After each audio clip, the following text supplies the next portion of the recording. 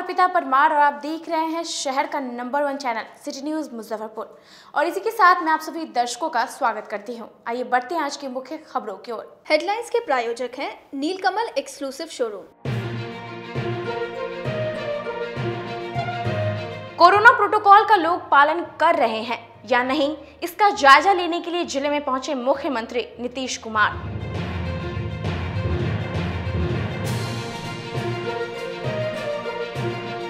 समन्वय सभा कक्ष में जिले के प्रभारी मंत्री मुकेश सहनी ने अधिकारियों के साथ की समीक्षात्मक बैठक।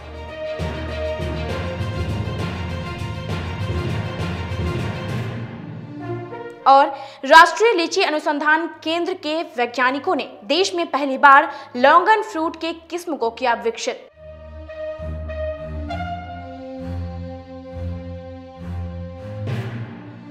तो ये थी आज की मुख्य खबरें। अब खबरें विस्तार से। कोरोना प्रोटोकॉल का लोग पालन कर रहे हैं या नहीं, इसका जायजा लेने के लिए अचानक मुख्यमंत्री नीतीश कुमार जिले में पहुंचे।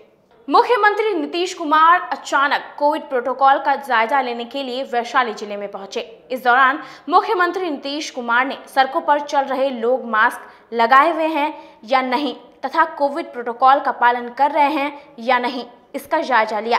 वैशाली जिले के अलावे मुख्यमंत्री ने समस्तीपुर, मुजफ्फरपुर, छपरा और सोनपुर जिले का भी जायजा लिया। समन्वय सभा कक्ष में जिला के प्रभारी मंत्री मुकेश सहनी ने विभिन्न विभागों के अधिकारियों के साथ समीक्षात्मक बैठक कर कई जरूरी निर्देश दिए। राज्य के पशु एवं मत्स्य विभाग के मंत्री सह जिले के प्रभारी मंत्री मुकेश सहनी की अध्यक्षता में मंगलवार को समन्वय स्थित सभागार में विभिन्न विभागों के अधिकारियों के साथ समीक्षात्मक बैठक आयोजित की गई। बैठक में प्रभारी मंत्री ने पहले जिले में आई बाढ़ से प्रभावित क्षेत्रों की आकलन ली, वहीं जिले में चल रहे राज्य सरकार की महत्वाकांक्षी योजनाओं की समीक्षा करते हुए उपस्थित अधिकारियों को कई दिशा निर्देश दिए। मंत्री मुकेश सहनी ने बताया कि जिले में आए बाढ़ की आपदा में जिन लोगों को नुकसान हुआ है उन्हें जल्द ही मुआवजा का भुगतान कर दिया जाएगा। साथ ही विभिन्न विभागों के अधिकारियों को निर्देश दिया गया है परेशान लोगों की समस्या का त्वरित निष्पादन किया जाए। जिला में हर योजना का क्या है, कहाँ पे क्या चल रहा है, ये बाढ़ का क्या स्थिति है, यही सब का जानकारी आज हम लेने के लिए मैं जिला में आया हूँ और बहुत सारा जानकारी प्राप्त हुआ है। विभागीय जो भी निर्देश देना था वो सारा हमने दिया है। जो भी बाढ़ से संबंधित जो भी लोग हैं उन लोगों को किस तरीके से राहत पहुंचाने की आवश्यकता है ऑलरेडी पहुंचाया गया है। और राज्य जिला के अंदर में जो भी समस्या हो पदाधिकारी जल्द से जल्द उसको निर्वाह करे और जो भी किसान हो या लाभुक हो या जो भी व्यक्ति हो फरियादी जो भी पदाधिकारी के पास आए उनके साथ रिस्पेक्ट देकर उससे बात कराए, उनको पानी पिलाए, चाय पिलाए और अच्छी तरीके से उससे बात करें। काम हो सकता तो उसको काम किया जाए, टाइम पे नहीं हो सकता तो एक बार में उनको मना कर दिया जाए ताकि उसको बार बार किसी ऑफिस का धक्का ना खाना पड़े। तो यही सब बात पे हम लोगों ने रखा है और विभाग के जो भी पदाधिकारी थे सभी ने अपने अपने बात को रखा और मजबूती से सारी चीज़ों को जानकारी उन्होंने दिया है। औराई थाना की पुलिस ने मधुबन गांव में छापेमारी कर जिले के सबसे बड़े गांजा कारोबारी को 1.25 क्विंटल गांजा के साथ गिरफ्तार किया। औराई पुलिस ने छापेमारी करके जिले के सबसे बड़े गांजा कारोबारी को पकड़ा है। दोनों कारोबारी आपस में जीजा और साला हैं। मौके से 1.25 क्विंटल गांजा बरामद की गई है। गांजा की बरामदगी मधुबन गांव के एक बथान से की गई है। साथ ही 2 आरोपी को भी गिरफ्तार कर लिया गया है। गिरफ्तार आरोपी की पहचान मधुबन के शंकर शाह जबकि गायघाट के विनोद शाह के रूप में की गई है। दोनों का रिश्ता जीजा और साला का है। बताया जा रहा है कि पुलिस को चकमा देकर दोनों पिछले 6 महीने से गांजा का बड़ा व्यापार कर रहा था, जिसको लेकर औराई थाना अध्यक्ष राजेश कुमार को गुप्त सूचना मिली कि मधुबन गांव में बड़े पैमाने पर गांजा की तस्करी हो रही है। सूचना के आधार पर औराई पुलिस ने दल बल के साथ छापेमारी की। छापेमारी के बाद 1.25 क्विंटल गांजा बरामद की गई। बताया जा रहा है कि दोनों का रैकेट काफी बड़ा है। वह जिले के अलावा अन्य जगहों पर भी गांजा सप्लाई करता है। बताया जा रहा है कि दोनों से पुलिस पूछताछ की है। इसमें गांजा के कारोबार से जुड़े अन्य लोगों का भी पता दोनों ने पुलिस को बता दिया है, जिसके आधार पर पुलिस जिले के कई अन्य जगहों पर भी छापेमारी कर रही है। हालांकि मामले में फिलहाल पुलिस कुछ भी बताने से कतरा रही है। मामले की जानकारी पूर्वी डीएसपी मनोज कुमार पांडे ने दी। उनको गिरफ्तार किया गया है। उनके पास से उनके घर में तकरीबन 1.25 क्विंटल गांजा बरामद हुआ है। क्या कीमत होगी बाजार में उसकी? हम लोग आकलन कर रहे हैं। अब हम लोग अभी अविलंब कुछ कहना, इस पर जल्दीबाजी होगी। हम लोग हर बिंदु पे आकलन कर रहे हैं। ये लोग गांजा कहाँ से मंगाते थे, किनको बेचते थे, हर बिंदु पर हम लोग काम कर रहे कितने हैं। लोगों की गिरफ्तारी? फिलहाल 2 व्यक्तियों को अरेस्ट किया गया है। अय्यापुर थाना क्षेत्र के गढ़ा चौक पर दुर्घटना में मारे गए बीएसएफ कमांडेंट की पूरी घटना सीसीटीवी के फुटेज में से सामने आई। अय्यापुर थाना क्षेत्र के गढ़ा में बीएसएफ कमांडेंट की कार के एक्सीडेंट का सीसीटीवी सामने आया है। इसे पुलिस ने साक्ष्य के तौर पर रखा है। फुटेज 14 सेकंड का है। घटनास्थल के समीप एक दुकान में लगे सीसीटीवी को पुलिस ने देखा। इसमें घटना कैद थी। फुटेज में स्पष्ट तौर पर दिख रहा है कि किस तरह बीएसएफ कमांडेंट मारुत शरण पांडे की कार सही लेन में चल रही थी। अचानक से उनके कार के चालक ने तेज रफ्तार में एक ट्रक को बाईं तरफ से ओवरटेक किया। ओवरटेक करने के साथ ही चालक का संतुलन स्टीयरिंग पर से बिगड़ गया। वह कार ट्रक के सामने आ गया। ट्रक भी तेज रफ्तार में थी। एक जोरदार टक्कर लगी और कार उछलकर डिवाइडर को तोड़ते हुए दूसरी लेन में पहुंच गई। इस लेन में तेज रफ्तार से एक बस आ रही थी। बस चालक जब तक ब्रेक लगाता तब तक कार में जोरदार टक्कर लग चुकी थी। कार 3-4 बार सड़क पर पलटते हुए रुक गई। बस से टक्कर लगने के कारण कार के परखच्चे उड़ गए। टीएसपी राजेश कुमार ने बताया कि सीसीटीवी सामने आया है। सभी बिंदुओं को देखा जा रहा है। डिप्टी कमांडेंट की मृत्यु हो गई थी एक्सीडेंट के कारण। ब्लू डायमंड होटल के पास में घटना हुई थी अय्यापुर थाना क्षेत्र में। वो स्कॉर्पियो से जा रहे थे दरभंगा की तरफ अपनी ड्यूटी ज्वाइन करने के लिए। उसी दौरान उनका गाड़ी दुर्घटनाग्रस्त हो गया। एक बस से गाड़ी टक्कर हुई और जहां स्पॉट पे ही ड्राइवर और उनकी मृत्यु हो गई। इसी अनुसंधान के क्रम में एक वीडियो फुटेज पुलिस को ही मिला है, जिसको देखने से लग रहा है कि स्कॉर्पियो गाड़ी जिसमें कि डिप्टी कमांडेंट सवार थे काफ़ी तेज़ी से दरभंगा की ओर जा रहा था और एक ट्रक से साइड लेने के क्रम में अनियंत्रित होकर के और दूसरे तरफ लेन में वो आ गया। दूसरी तरफ से एक बस भी आ रही थी तेज़ी से। उसी दरमियान अचानक से सामने आ जाने के कारण बस भी नियंत्रण खुद को ड्राइवर नियंत्रित नहीं कर पाया बस को और दोनों गाड़ियों में टक्कर हो गई, जिसके कारण ये घटना घटी। जिला पुलिस की विशेष टीम ने सिवाई पट्टी इलाके में छापेमारी कर बाइक चोरी करने वाले गिरोह के 4 शातिर अपराधियों को गिरफ्तार किया। जिले की विशेष पुलिस टीम ने अंतर्राष्ट्रीय गिरोह के बाइक चोरी करने वाले 4 शातिर अपराधियों को गिरफ्तार किया है। इनके ठिकानों से चोरी की 9 बाइक बरामद की गई है। इसकी जानकारी डीएसपी पूर्वी मनोज कुमार पांडे ने दी। उन्होंने बताया कि हाल के दिनों में सिवाई पट्टी और इसके आसपास के इलाकों में बाइक चोरी की घटना बढ़ गई थी। हर दिन कहीं न कहीं बाइक चोरी की वारदात हो रही है। इसे देखते हुए सिवाई पट्टी थानेदार संतोष रजक के नेतृत्व में टीम गठित की गई। इसी दौरान टीम को सूचना मिली कि ये गिरोह सिवाई पट्टी में एक गैरेज में चोरी की बाइक को खपाने पहुंचे हैं। टीम ने छापेमारी कर वहां से 4 शातिर को दबोचा।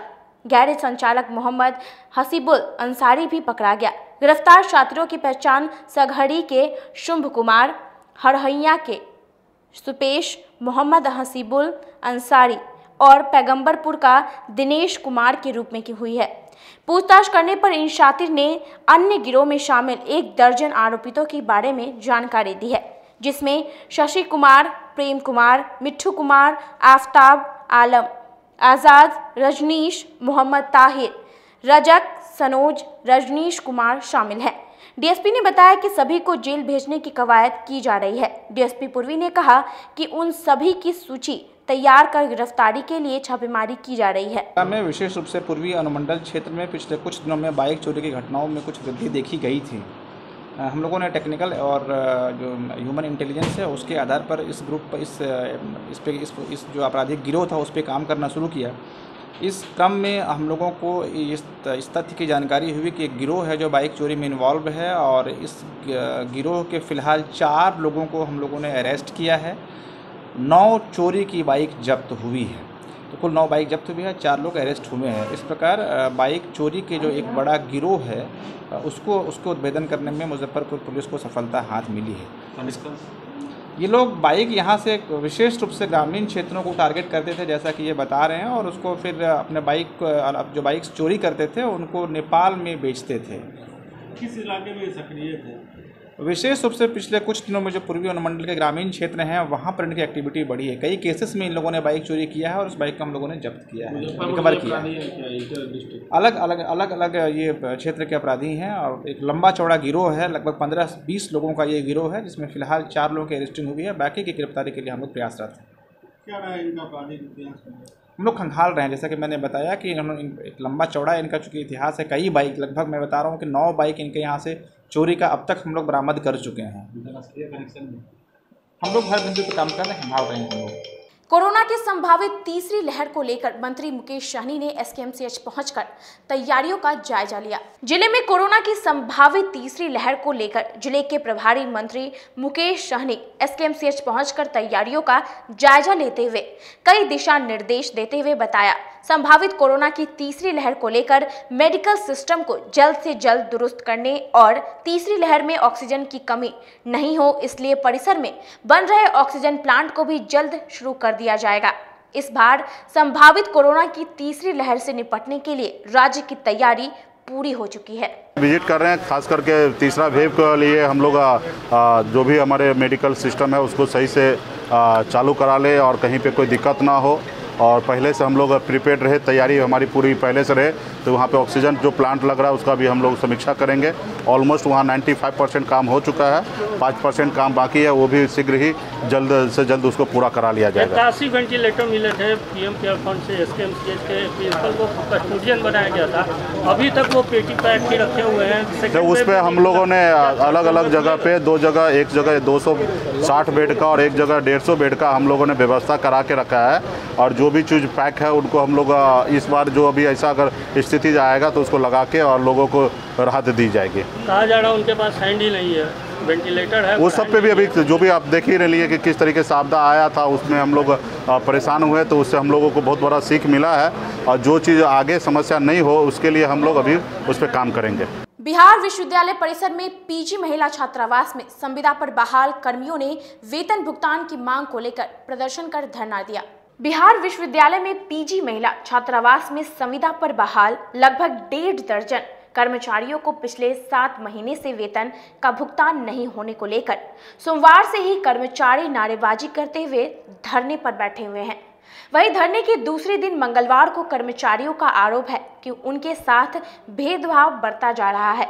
पुरुष छात्रावास में कार्यरत कर्मचारियों का वेतन का भुगतान हो रहा है, वहीं महिला छात्रावास में कार्यरत कर्मचारियों के वेतन का भुगतान रुका हुआ है। धरने पर बैठे महिला कर्मचारियों और पुरुष कर्मचारी का कहना है कि इस बात को लेकर विश्वविद्यालय प्रबंधन से जब बात करने प्रतिनिधि मंडल पहुंचे तो प्रबंधन के द्वारा उनसे दुर्व्यवहार किया गया और कार्यालय कक्ष से निकाल दिया गया, जिसके बाद आक्रोशित सभी संविदा कर्मी धरना स्थल पर इकट्ठा होकर जमकर नारेबाजी की। साथ ही कहा उनकी मांगे पूरी नहीं हुई तो आगे आमरण अनशन करने पर मजबूर हो जाएंगे। वेतन भोगी है, हम लोग के साथ बहाली हुआ बॉयज में भी, ठीक है। बॉयज में 8-10 आदमी का पेमेंट हो रहा है 8 महीना से, हम लोग का पेमेंट रोक कर रखे हुए हैं। हम लोग कभी भी आते हैं ऑफिस में लोग टाल मटोल कर इधर उधर करके हम लोग का टाइम ले रहे हैं। अभी हम लोग धरना के लिए वहाँ बैठे हुए थे, आए कुछ अफसर सब बड़े सिक्योरिटी गार्ड के मारो पीटो सबको बाहर करो, यही सब बात है। अब इसीलिए हम लोग धरना दिए हुए हैं। ये है से 8 महीना 10 महीना हम लोग के हो गया है, लेकिन हमारा साथे सबके जो बहाल हुआ तो सबके पैसा मिला, लेकिन हम लोग के नहीं मिल रहा है। कितने लोगों को नहीं मिला? 18 आदमी के। कितने महीने से? 8 महीना से हम लोग वो इतना कर रहे हैं, लेकिन कोरोना काल में भी हम लोग काम किए। प्रबंधन से बात हुई है विश्वविद्यालय पर? जी सबसे हो गया, अभी बेलगा दिए हैं, सब बेलगाए हैं, प्रोक्टर सब आए हैं, मारो पीटो बेलगाओ। वक्त हो चला एक छोटे से ब्रेक का, बने रहिए हमारे साथ, देते रहिए सिटी न्यूज मुजफ्फरपुर। फैशन की दुनिया में कदम से कदम मिलाकर चलना चाहते हैं, वो भी कम बजट में, तो एक बार जरूर जाएं मोतीझील पूजा बाजार स्थित विकास कलेक्शन शोरूम में। यहाँ रेमन, पार्क, यूएस पोलो, मुफ्ती शर्ट, ब्लैकबेरी के एक्सक्लूसिव रेंज उपलब्ध हैं। इसके अलावा सियाराम के कोट पैंट, ब्लेजर और शेरवानी भी उपलब्ध है। सभी ब्रांड में 1 पीस के खरीद पर 20% तथा 2 पीस के खरीद पर 30% की विशेष छूट दी गई है। तो हमारे यहाँ एक बार अवश्य पधारें। हमारा पता है विकास कलेक्शन, बीबी कॉलेजिएट स्कूल के अपोजिट पूजा बाजार, मोतीझील। हमारा संपर्क नंबर है 104722। हाँ, पहले आप लोग का नमस्कार। मेरे यहाँ विकास गारमेंट जो पूजा मार्केट मोती झील में है, लगन के सुबह सब के लिए कोट पैंट ब्लेजर, विंटर के जैकेट स्वेटर, मतलब सब चीज़, शेरवानी, अंडर गारमेंट, सारे चीज सब ब्रांड में, टी शर्ट भी सब वो है, और राउंड में टी शर्ट है, गोल गला में टी शर्ट है, सभी तरह का ब्रांड है। और सबसे अच्छा ये है कि हम कर देते रहते हैं अभी मोस्टली में। अब आ गया है आपके अपने शहर में उत्तर बिहार का पहला नीलकमल एक्सक्लूसिव शोरूम। नीलकमल इंडिया की फेवरेट फर्नीचर ब्रांड है। इस कंपनी के सभी रेंज एक ही छत के नीचे आपको मिलेगी। होम फर्नीचर, ऑफिस फर्नीचर की सभी रेंज यहाँ पे उपलब्ध है। कंपनी का एक्सक्लूसिव शोरूम होने के कारण 40% तक की विशेष छूट यहाँ मिल रही है। इसके अलावा 0% इंटरेस्ट के साथ बैंक से फाइनेंसिंग की भी सुविधा उपलब्ध है। तो देर मत कीजिए, एक बार हमारे यहाँ अवश्य पधारें। हमारा पता है Mithanpura, Narayanpur road, opposite to Vaishali management college, और हमारा कॉन्टैक्ट नंबर है 9334900888 और 7004320380। नॉर्थ बिहार का पहला एक्सक्लूसिव शोरूम मुजफ्फरपुर में यूए एसोसिएट के सौजन्य से नीलकमल का एक्सक्लूसिव शोरूम खुला है।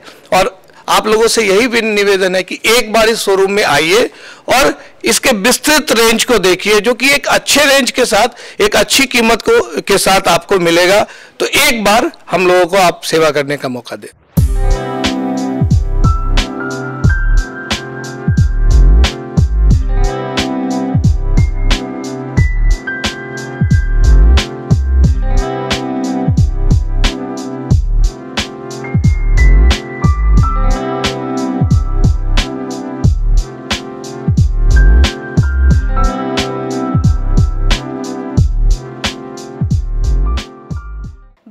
एक बार फिर आपका स्वागत है। ये बढ़ते अगली खबरों की ओर। देश में पहली बार लीची अनुसंधान केंद्र के वैज्ञानिकों ने लोंगन फ्रूट की नई किस्म का सफल विकास किया।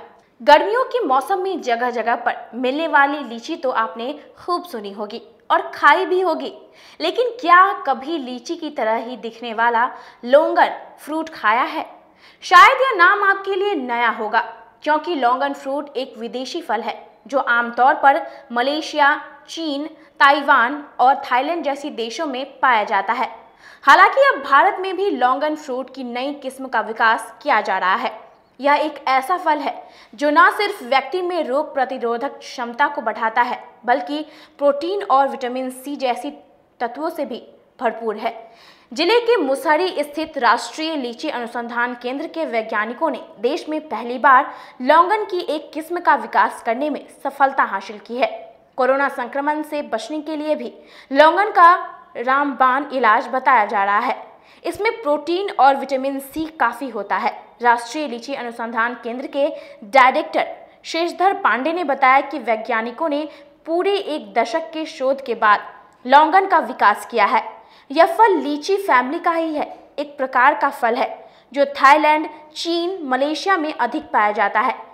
फिलहाल इसे वैज्ञानिकों ने बिहार के मुजफ्फरपुर जिले में विकसित करने में बड़ी सफलता हासिल की है। लोंगन जो है ये लीची कुल का पौधा है। ये भी जैसे लीची बाहर से आई हुई है, वैसे ये भी बाहर से ही भारतवर्ष में आया हुआ है फल है ये। और ये लीची कुल का ही पौधा है, तो लीची के साथ ही सारी प्रक्रियाएँ होती हैं। फल ही उसके आसपास 15-20 दिन बाद उसका फ्लावर आता है। और लीची जैसे जून तक चलती है, तो ये जुलाई तक इसका फल अभी जो है वह ख़त्म होने वाला है। अभी तक फल उपलब्ध हैं, 1-2 दिन में फल ख़त्म हो जाएंगे। तो बहुत सारी तो ऐसा होता है कि अब लीची जैसा फल तो नहीं है, लेकिन और चूँकि हमारे यहाँ बहुत पॉपुलरिटी भी अपने यहाँ नहीं है, तो इस नाते अभी हमारे यहाँ जैसे फल जो पौधे लगे हुए हैं उसमें फल उपलब्ध हैं। तो अभी हम लोगों ने रेट उसका 20 रुपये प्रति किलो के हिसाब से रखा हुआ है। और कुछ लोग जो है 4-6 लोग जो है वो फल ले जाते हैं। कुछ अभी धीरे धीरे पॉपुलरिटी होने के बाद यह फल निश्चित रूप से अपनी मार्केट में अच्छा डिमांड किन राज्यों में ज़्यादा है? अभी डिमांड यहाँ इंडिया में तो उस तरह की डिमांड नहीं है जैसे हमारे अपने फल हैं कि दूसरे पॉपुलर फल हैं, वैसी डिमांड तो नहीं है। लेकिन जो देश के बाहर जैसे थाईलैंड है, वियतनाम है, वहाँ सब जगहों पर ये पॉपुलर फल है और अच्छी डिमांड में है। इनकी फ्रेश फ्रूट भी, इनके सूखे हुए फल भी, इनकी बहुत अच्छी डिमांड है दूसरे उस पर। तो धीरे धीरे मांग, पॉपुलरिटी, थोड़ा प्रचार प्रसार होने के बाद उम्मीद है कि यहाँ भी पॉपुलर होगा। पहले दहेज को लेकर ब्याही महिला की हत्या कर दी, और अब मृत महिला के परिवार वालों को लगातार धमकी दी जा रही है, जिसको लेकर पूरा परिवार इंसाफ के लिए आईजी से गुहार लगाने पहुंचा। दहेज में बाइक नहीं मिलने पर दहेज लोभियों ने 2 वर्ष पहले ब्याही एक महिला की हत्या कर शव को ठिकाने लगा दिया। साथ ही हत्या के आरोप में दर्ज मामले को खत्म करने को लेकर मृत महिला के मायके वालों को लगातार धमकी दी जा रही है। वहीं दिए गए धमकी पर पुलिस कार्रवाई नहीं होने पर मंगलवार को अपने 3 माह के छोटे नाती को गोद में लिए एक नारी न्याय की गुहार लगाने आईजी के कार्यालय में पहुंचकर ज्ञापन सौंपा। दरअसल बोचा थाना क्षेत्र के कर्णपुर दक्षिणी ग्राम निवासी ललिता देवी ने बताया कि उन्होंने अपनी पुत्री की शादी कुढ़नी निवासी टुनटुन सहनी से 2 वर्ष पहले की थी। दहेज में बाइक नहीं देने के कारण शादी के बाद से ही बेटी के साथ दुर्व्यवहार और मारपीट करने लगे, जिस वजह से इनकी बेटी ने अपने 3 माह के बच्चे को मायके में ही छोड़ दिया। इसी वर्ष के जून माह के 23 तारीख के शाम 7 बजे उनकी बेटी की हत्या ससुराल वालों ने मिलकर कर दी, जिसकी सूचना जब ललिता देवी को मिली तो उन्होंने कुढ़नी थाना को सूचित किया। कुढ़नी थाने ने मामला दर्ज करने के बाद भी कोई कार्रवाई नहीं की है, जिसे लेकर ललिता देवी ने आईजी गणेश कुमार से ज्ञापन सौंपकर न्याय की गुहार लगाई है। 2020 में प्रसादी करे बच्ची के, शादी करने के बाद दान दहेज हर कोई चीज दे दिए। हमारा कने एक गाड़ी बकाया रह गया, तो बोला से गाड़ी हमको दीजिए, तो हम बोले से हम लोकबंदी रहा है 1.5 साल, हम गाड़ी देंगे बाद में। तो हमको बच्ची के मार पीट गाली गलौज उसको ससुराल वाला सब करा। हमारा बच्ची फ़ोन करा, हम वहाँ पर गया, पर पंचायती सब बैठाए, बोला वहाँ के सरपंच से गाली गलौज मत करो, बेटी वाला तुम्हारा गाड़ी देगा। बोला का थी से हमको जाले गाड़ी नहीं मिलेगा, ताले कोई पंच के हम वैल्यू नहीं करेंगे, जाइए हमारा दूरा पर से। तकरा बाद सारा पंच उठ के चला या हमको बेटी नहीं आने दिया, रख लिया, मतलब गाड़ी नहीं देंगे ताले तुम्हारा बेटी के जाने नहीं देंगे। फिर आगे क्या हुआ? आगे हुआ से बस रात में शत्रुघ्न सनी ससुराल वाला के लेकर हमारा बेटी के हत्या करवा दिया। टुनटुन सनी एक बगल आदरणीय प्रधानमंत्री जी, मुख्यमंत्री जी कहते हैं बेटी बचाओ बेटी पढ़ाओ, यहाँ बेटी को सरेआम दहेज के लिए हत्या होती है और लाश को गायब कर दिया जाता है। और बेटी के मम्मी जब जाती है थाना में खोजने, वहाँ खोजने तो दर दर भटक रही है और लाश को गायब कर दिया गया एक सिंपल मोटरसाइकिल के लिए। अब बंधकी रह करके महाजन से पैसा ले करके कहाँ से अपना बेटी के ब्याह की और 2 महीना के बच्चा उसको छोड़ करके उसके माई को क्या कि दहेज के लिए हत्या कर दिया। कितना ये दिल को छूने वाला घटना है। और पुलिस महकमा जो है हाथ पर हाथ रख के बैठल है। ये बेचारी कहती है, इसको धमकी मिलता है कि केस उठाओ केस उठाओ। अगर ये एसपी साहब से भी मिली, थाना में भी गई, तो मैं आप लोग को माध्यम से स्थानीय थाना और बड़े पुलिस पदाधिकारी को से आग्रह करता हूं कि इसको जल्द से जल्द न्याय मिले। गोला रोड स्थित राम भजन आश्रम में संत प्रेम भिक्षु महाराज के 33वें पुण्यतिथि पर सर्वधर्म सम्मेलन का आयोजन किया गया। सर्वधर्म सद्भाव हिंदू धर्म की एक अवधारणा है, जिसके अनुसार सभी धर्मों द्वारा अनुसरण किए जाने वाले मार्ग भले ही अलग हो सकते हैं, लेकिन उनका गंतव्य एक ही है। इस अवधारणा को लेकर प्रत्येक वर्ष 3 अगस्त को गोला रोड स्थित राम भजन संकीर्तन आश्रम में संत प्रेम भिक्षु महाराज की 33वीं पुण्यतिथि मंगलवार को मनाई गई। इस अवसर पर सर्वधर्म सम्मेलन का आयोजन किया गया। इसको लेकर आश्रम की सेवयित वीणा देवी के द्वारा सारी तैयारी की गई। इस सम्मेलन में सभी धर्मों के लोग अपने विचार व्यक्त किए। इसमें सबल राष्ट्र, समृद्ध समाज के लिए पारस्परिक प्रेम सौहार्द की परंपरा के आदर्शों का पालन और निर्वहन का संकल्प सभी धर्मों के विद्वानों के द्वारा लिया गया। मौके पर पूर्व विधायक केदार प्रसाद, गरीबनाथ धाम के प्रधान पुजारी विनय पाठक, रमना स्थित गुरुद्वारा के पंच प्यारे, जैक्सन मेमोरियल चर्च के पादरी जगदीश मसीह, कंपनी बाग जामा मस्जिद के इमाम सहित काफ़ी संख्या में लोग मौजूद रहे। यह कार्यक्रम सर्वधर्म सम्मेलन है। संत श्री प्रेम भिक्षु जी महाराज अपने जीवन काल में सदियों से, बाल काल से ही सेवा, भक्ति, उदारता का प्रतीक थे और सभी धर्मों को समान रूप से माना करते थे। उनका कथन था कि मैं तो परमेश्वर के यहाँ से आया हूँ, मैं नहीं जानता मैं किस जाति और किस धर्म का हूँ, मैं मानव हूँ। मानवीयता उनकी धर्म थी। 114 वर्ष की लंबी आयु में स्वतंत्रता सेनानी बने, राष्ट्र के लिए जेल गए, फिरंगियों से लड़े। ये सब के बाद अपने गृहस्थी धर्म को संभालते हुए उसके बाद अपने संत सद्गुरुदेव प्रेम भिक्षु जी महाराज के निर्देशानुसार राम नाम में तल्लीन होकर 114 वर्ष की आयु में अपने जीवन लीला को विराम देकर आज के दिन ही 3 अगस्त 1988 को अपने चेतन शक्ति के द्वारा 5 दिन पूर्व ही उन्होंने शहर के तमाम लोगों को, जिसकी तस्वीरें लगी हुई हैं, यहाँ के विधायक हों, यहाँ के MP हों, सभी लोगों को बुला कर, वो मंदिर में लगी है सभी तस्वीरें, लोगों को उन्होंने कहा कि आप सभी इस धर्म का निर्वाह करेंगे कि सभी जाति धर्म के लोगों को समान रूप से मानवीयता के आधार पर सम्मान देने का काम राष्ट्र हित में करेंगे। राष्ट्र सबल तभी होगा जब हम एक और नेक होकर, जब धर्म की हानि होती है, जब ही समाज एक होते हैं, तो फिरंगियों से लड़ करके सभी लोगों ने अपनी त्याग तपस्या के बल पर देश की आज़ादी ली थी। फिर बाद में चलकर इन दिनों 77 में भी बदलाव हुआ था और सभी एक और नेक हुए थे, तो सरकार सत्ता में बदली थी। जब किसी तरह की विघटनकारी समाज में समाज के लोगों को आंदोलित करता है, तो ये धर्म और ये समाज की एकता, मानव का कल्याण और राष्ट्र का हित करता है। इसी उद्देश्य की पूर्ति में संत राम भजन जी महाराज के आदर्शों का परिपालन करते हुए हम सभी लोग प्रत्येक वर्ष 3 अगस्त को सर्वधर्म सम्मेलन का आयोजन करते हैं। एक औरत गर्भवती अवस्था में इंसाफ के लिए जिले के अधिकारियों के कार्यालय का चक्कर लगा रही है। इनकी सुनने वाला कोई नहीं है। देखिए रिपोर्ट। एक तरफ जहां सरकार दहेज लोभी और दहेज उत्पीड़न मामले में कार्रवाई और तमाम बड़े बड़े दावे कर रही है और कानून को सख्त बना रही है, लेकिन जमीनी हकीकत कुछ और ही है। ना तो उत्पीड़न के मामले में कमी आ रही है और ना ही पीड़िता की समस्या में कमी। ताजा मामला जिले के पियर थाना क्षेत्र की है, जहां पर एक 8 माह के बच्चे को गर्भ में लेकर दर न्याय के लिए भटक रही है।